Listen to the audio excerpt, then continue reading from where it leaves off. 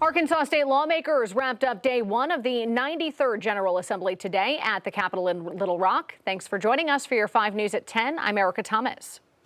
And I'm Darren Bob. Thanks for being here. Looking ahead to the rest of the session, there are several hot button items on the agenda this year. 5 News reporter Juliana Clipson takes a closer look at what to expect in the coming weeks. Juliana?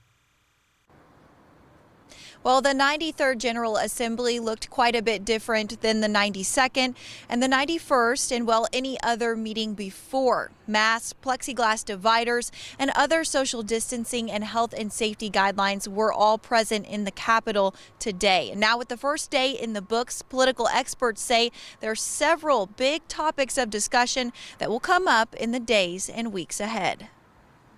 This is one of the most unique legislative sessions we will ever experience. With the first day of the legislative session in the books, Roby Brock with our reporting partner Talk Business and Politics says the ever-present pandemic and pressing social issues of 2020 will be largely represented on this session's docket, with masks and the absence of masks stealing the floor in the state Senate today. Presiding officer shall inform the member that he or she shall forfeit that day's per diem. That was Senator Stephanie Flowers pushing for a monetary punishment for members not wearing face masks.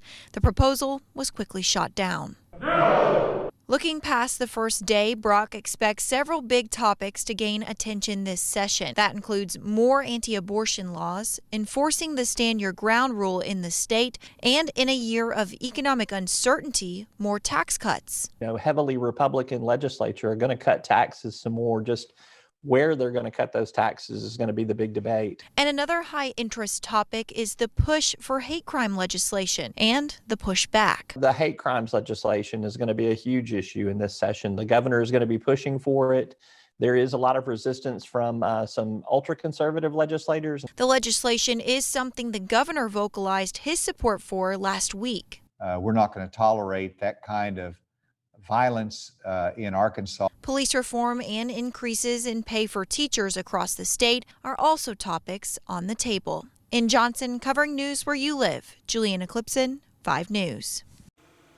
All right, Juliana, thanks. And according to Roby Brock, once the census report comes out, redistricting of the legislative seats will also take place during this session, as it does every decade.